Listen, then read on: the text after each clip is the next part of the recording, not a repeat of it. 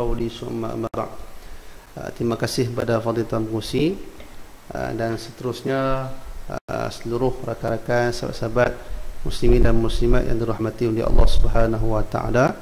Khusus pada hari ini yang kita raikan pelajar-pelajar baru yang baru masuk ke alam ataupun ke maktab IPG perguruan Pulau Pinang ini, dan alhamdulillah pun saya dimaklumkan baru ada pelajar-pelajar Islam 15 orang sesudah mana hampir 2 tahun tak ada kemasukan pelajar-pelajar Melayu dan Islam ke sini.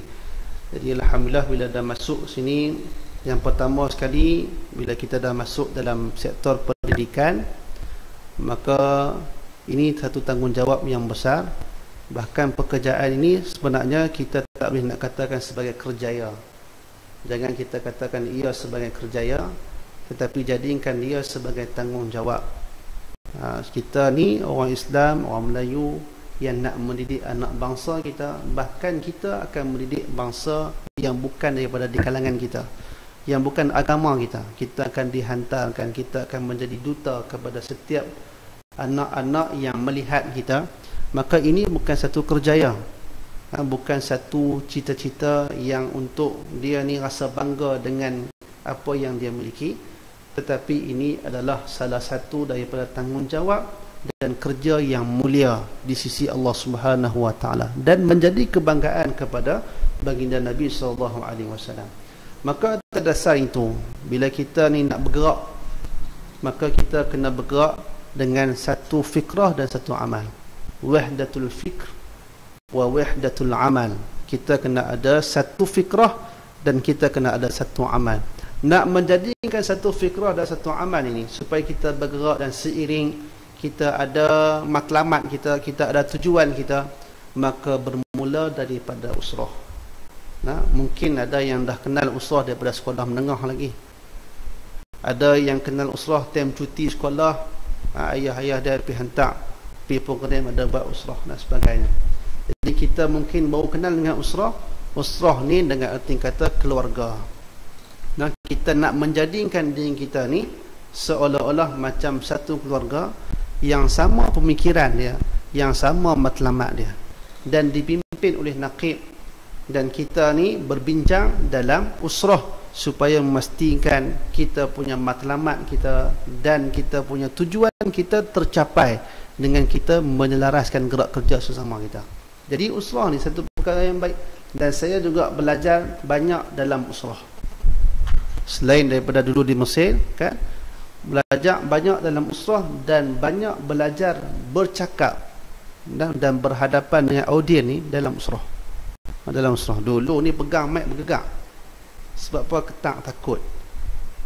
Kalau duduk seorang-seorang tu angin tak ada tapi baju tu goyang, sipur ni kan, sebab takut. Tapi bila kita usrah ni, kita memberanikan diri kita untuk kita bercakap. Dan usrah ni selain daripada kita nak dapat benda-benda samping tu, benda yang utama saya ulang sekali lagi adalah untuk kita ni menyatukan kita punya fikrah kita, dan kita akan mendapat input-input baru, dan kita akan mengetengahkan isu semasa ni dengan sependapat sesama kita. Dan usrah ni rukunnya kita ta'aruf, kita ta'awun, kita takafun. Maksudnya kita berkenal-kenalan di antara satu sama lain.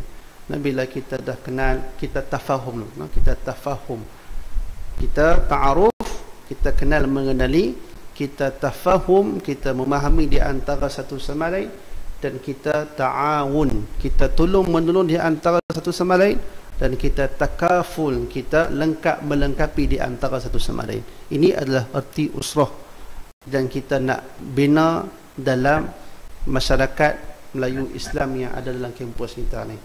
Jadi usrah ni satu benda yang baik.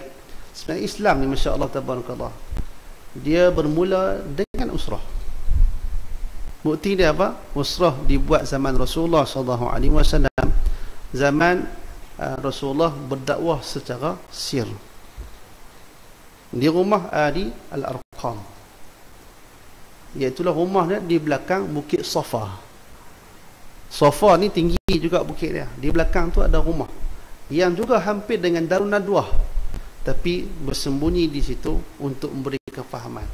Dan dengan usrah ni 3 tahun berjaya sehingga berdakwah secara terang-terangan dan berjaya mengikut manhaj yang sebenarnya diperkenalkan oleh Rasulullah SAW.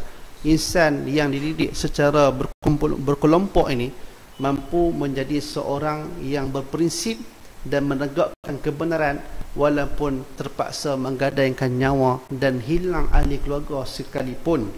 Mampu dia ni bertahan disebabkan kefahaman yang begitu jitu yang Rasulullah SAW berikan kepada dia. Jadi bermula pada usrah, dan kita sekarang ni pun tak dapat kerajaan Islam lagi, kita kena bermula dengan usrah. Matlamat dia jauh, matlamat dia begitu jauh. Sehingga kan zaman Rasulullah duduk 13 tahun di Mekah Al-Mukarramah, kemudian Masya Allah berpindah di Madinah Al-Munawwarah.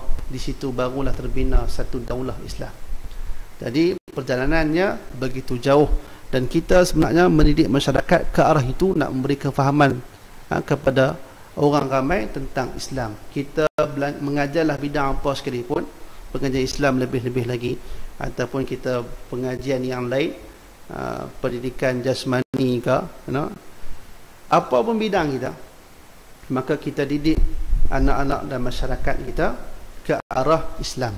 Dan sebelum kita nak mencapai tahap yang macam tu, tak lain dan tidak bukan, kita mestilah memahami, dan memahaminya di antara salah satu cara adalah duduk dalam usrah. So dia boleh timbul lah, kami tak pergi usrah pun tak apa, kita boleh baca ke internet saja.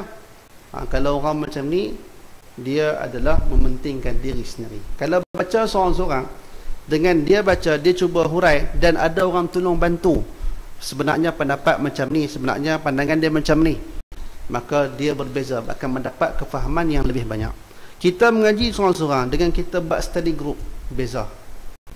Study group beza. Kalau contoh kita ditaklifkan, diwajibkan untuk baca tajuk ni dan diamanahkan untuk bentang pada kawan-kawan. Bila kita bentang, kawan kita kata, ish, aku baca macam ni, ish, aku baca macam ni, maksudnya dia akan timbul satu perdebatan yang sihat, satu tukar buah fikiran yang baik, yang boleh memberikan kefahaman yang lebih baik. Jadi ini adalah satu kelebihan usrah yang kita buat. Bahkan saya sampai hari ini pun usrah. Sampai hari ini saya diusrahkan dan saya memberikan usrah. Sampai sekarang. Ini maksudnya Masya Allah, usrah ni satu perkara yang baik dan satu medan untuk kita dapat ilmu selain daripada kita nak bertukar-tukar fikiran. Jadi insya-Allah itulah yang saya boleh sampaikan berkenaan dengan kelebihan usrah dan kepentingan usrah. Dan adik-adik baru yang hadir, walaupun 15 orang, tapi insya-Allah mudah-mudahan 15 orang inilah yang akan duduk bersama-sama dengan kita, yang rajin menghidup dan mengimarahkan surau kita ini, dan untuk menjadi pewaris pula pada abang-abang dan kakak-kakak yang dah nak habis ni. Maksudnya kita lah yang penerus generasi yang nak menjadikan bi'ah Islamiah tetap terus ada di dalam kampus kita ni, insya-Allah. Wallahu a'lam. Assalamualaikum warahmatullahi wabarakatuh.